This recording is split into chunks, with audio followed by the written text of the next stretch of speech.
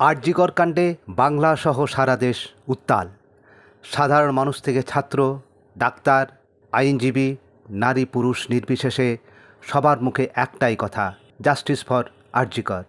পশ্চিমবঙ্গ প্রধান শিক্ষক সমিতি, মহাবোধি সোসাইটি হল থেকে মেডিকেল কলেজ পর্যন্ত we want justice for RG Kar লেখা ফেস্টুন ও পোস্টার নিয়ে এক পদযাত্রা আয়োজন করে।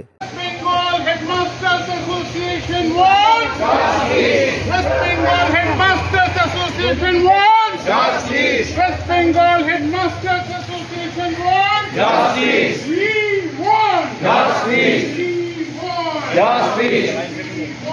Justice. Justice. Justice. Justice.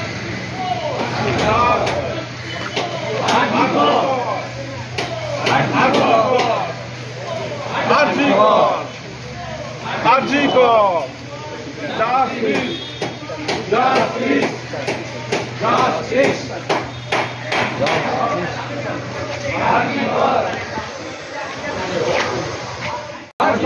Justice for! Justice for! Justice for! Justice for! We want justice! We want justice! We want justice! We want justice! Justice! We want justice! Justice for Arjigo! Justice for Arjigo! Justice for Arjigo! Justice! Justice! Justice! Justice! Justice! Justice! Justice! Justice! Justice! Justice for Arjigo! Justice for Arjigo! Justice for Arjigo! Justice for Arjigo! Justice for Arjigo! Paschimbanga প্রধান শিক্ষক সমিতির সাধারণ সম্পাদক জানালেন, আরজিকরে যে ঘটনাটা ঘটেছে সেটা অত্যন্ত দুঃখজনক আর চরম হতাশার একটা কারণে যে সরকার এখনও পর্যন্ত সেরকম কোনো ব্যবস্থা নিতে পারেনি যাতে অতি দ্রুত অপরাধীরা ধরা পড়ে। এবং আমাদের কানে যা আসছে সেটা আরও ভয়ঙ্কর, যে নানান ধরনের অনিয়ম চাপা দিতেই বোধহয় ঘটনাগুলো অপরাধী ধরতে এত বিলম্ব হচ্ছে। তো এটা কখনোই মেনে নেওয়া যায় না। আমরা চাইছি যে অবিলম্বে দোষীদের শনাক্ত করা হোক এবং তাদের যাতে শাস্তির ব্যবস্থা করা হয়, সেটা খুব জরুরি।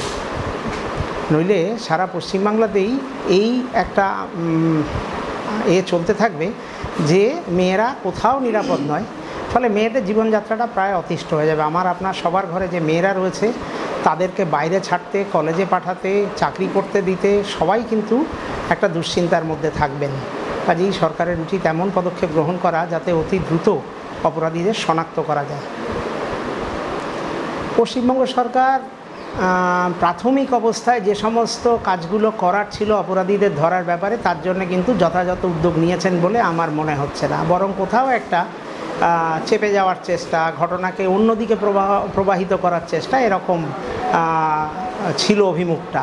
পরবর্তীকালে সিবিআইয়ের হাতে যাওয়ার পরে সিবিআই কিন্তু একটা কথা পরিষ্কার বলছে যে অনেক দেরি হয়েছে এবং ওই যে দেয়াল ভাঙা থেকে শুরু করে নানান ধরনের কাজ, সেগুলো খানিকটা এফআইআর হতে দেরি হওয়া, তারপরে অস্বাভাবিক মৃত্যুর মামলা রুজু করা, মানে থানায় ডায়েরি করা, সেগুলোতে এত সময় নেওয়া হয়েছে যে প্র্যাকটিক্যালি খানিকটা অপরাধীরা সুযোগ পেয়েছেন তাদের অপরাধকে ঢেকে দেবার।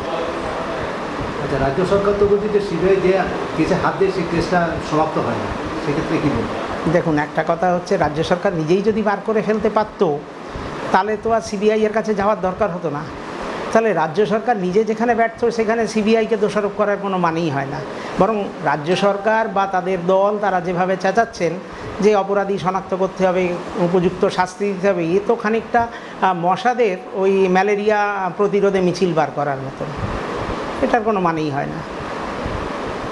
আচ্ছা, এই সিবিআইয়ের সঙ্গে সঙ্গে রাজ্য সরকারও একই সঙ্গে তদন্ত চালাতে পারে?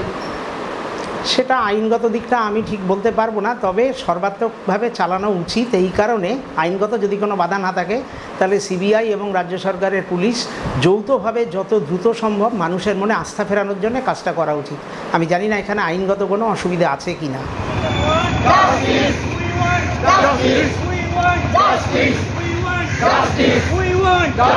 We want justice! We want justice! অপরাধী অপরাধী